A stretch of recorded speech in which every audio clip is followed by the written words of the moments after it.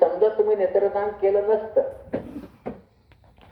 तर आज त्यांचं नाव पुन्हा इतक्या मोठ्या जनसमाजासमोर आलं नसतं. म्हणजे आपण जो पुनर्जन्म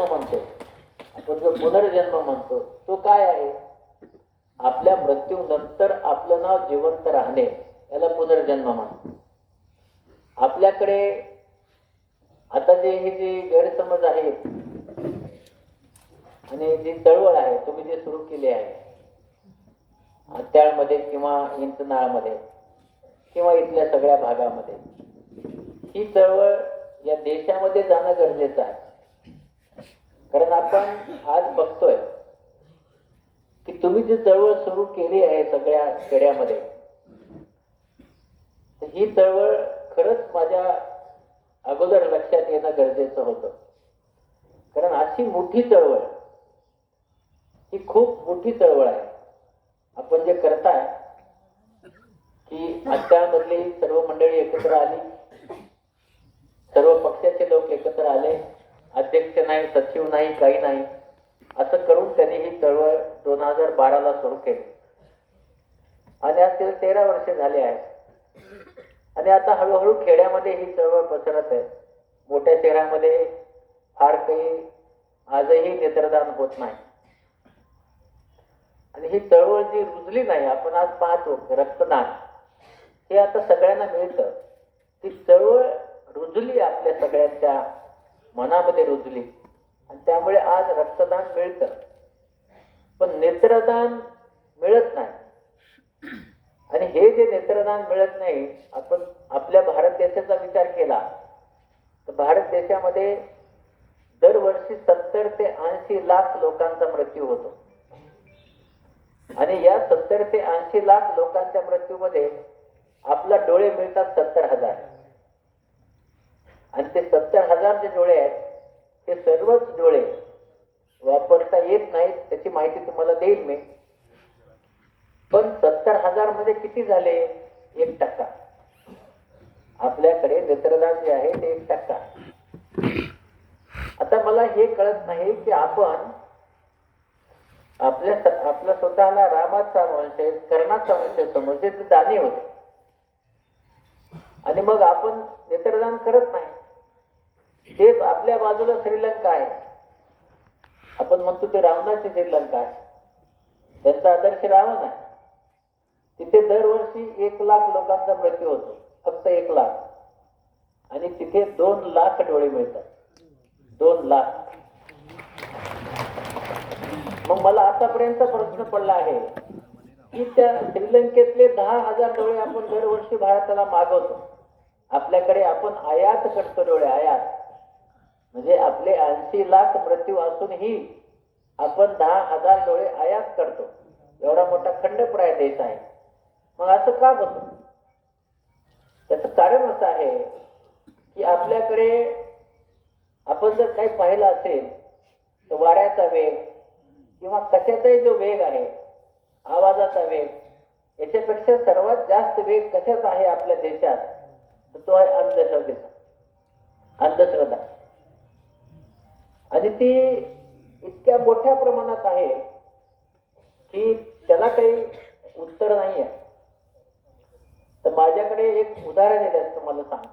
मी अधिष्ठाता असताना कुणीतरी एक अशी बातमी टाकली की एका मुलाला सेफ्टी आहे, जन्मल्यानंतर एका मुलाला सेफ्टी आहे. आता शेपूट आहे एका मुलाला, ही काही मोठी गोष्ट नाही आहे, समजा आहे. तर मला जेव्हा येऊन सांगितलं गायनिकच्या डिपार्टमेंटने की अशी एक चुकीची बातमी बाहेर पडली आहे 2014,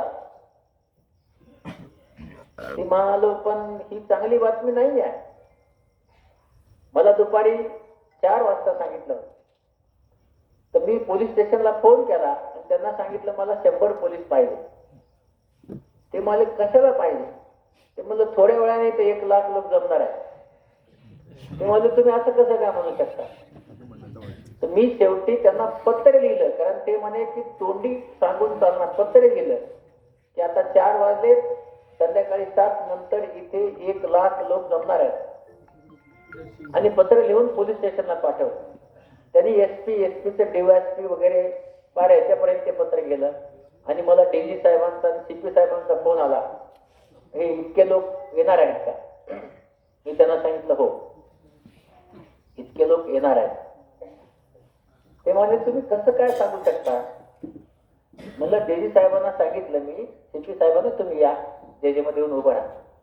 आपलं सांगतो 7 वाजता 3.5 लाख लोक जे मध्ये जमा झाले. किती? हा, किती वेळात? 3 तासामध्ये. मला सांगा, ही बातमी खोटी आहे, 100% खोटी बातमी आहे. पण ही खोटी बातमी असूनही ही बातमी जेव्हा लोकांपर्यंत जाते तेव्हा 3.5 लाख लोक जमतात. मी माईक लावला आता सांगायला. काय आहे? ही अंधश्रद्धा आहे. त्या अंधश्रद्धेची स्पीड जी आहे, जी स्पीड आहे, या स्पीडला तुम्ही आणि मी कॉम्पीट करू शकत नाही. तसंच झालंय आपल्या नेत्रदानात. काय झालंय की पुनर्जन्म मिळत नाही. मला तुम्ही सगळेजण बसलाय, एका माणसाने विज्ञानाने उत्तर द्यावं की पुनर्जन्म झालेला एक माणूस मला आणून दाखवा. एक, फक्त एक माणूस. शक्य नाही है ना, हे शक्य नाही. पण पुनर्जन्म मिळत नाही.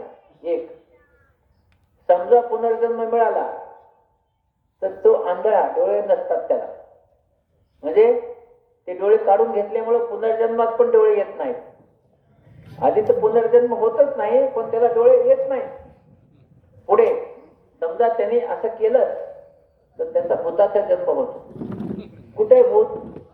पण होतो, आहे का नाही? तर असे आणि पुन्हा त्याच्यानंतर दुसरं हुशार वैज्ञानिक सांगतात, डोळा काढल्यानंतर तिथं खड्डा पडतो, खड्डा विद्रुप दिसतो. अहो, पण आपण बुबुळ काढतो, डोळा काढत नाही.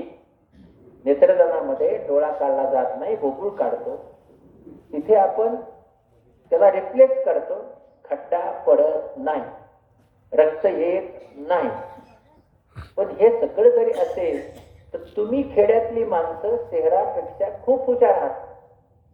या खेड्यात याला जगामध्ये लोकांनी ओळखावं. म्हणजे तुम्ही हे करता त्याचा एक आदर्श आहे. हे मी महाराष्ट्रात काय पण भारत देशापर्यंत घेऊन जाणार आहे. कारण हा आदर्श आहे. असं कोण आदर्श करतो?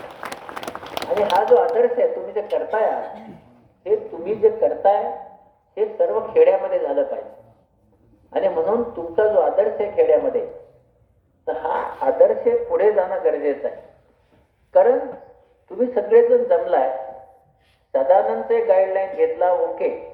पण बिना शिकलेली, कमी शिकलेली, थोडी शिकलेली माणसं सगळे एकत्र काय येत आहेत खेड्यामध्ये? आज गडहिंग्लज सारख्या गावामध्ये 1 किंवा 2 नेत्रदान होतात. पण तुमच्याकडे नुसतंच होतात असं नाही, तर मृत्यू झाल्यानंतर लगेच ती माणसं येऊन आता ऑटोमॅटिक तुमच्याकडे सांगतात की हो, आपल्याकडे मृत्यू झालाय आणि आता डोळा काढून घ्या. म्हणजे किती मोठं